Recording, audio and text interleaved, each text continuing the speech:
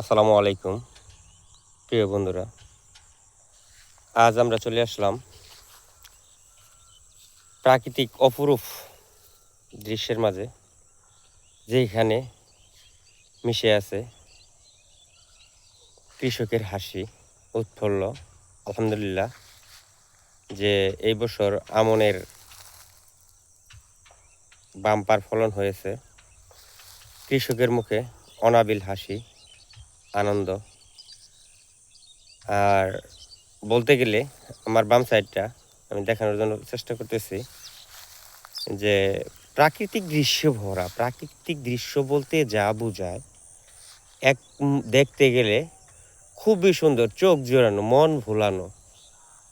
যে সবুজে ঘাসে ভরা প্রত্যন্ত অঞ্চল, শুধুই সবুজ সমারোহ।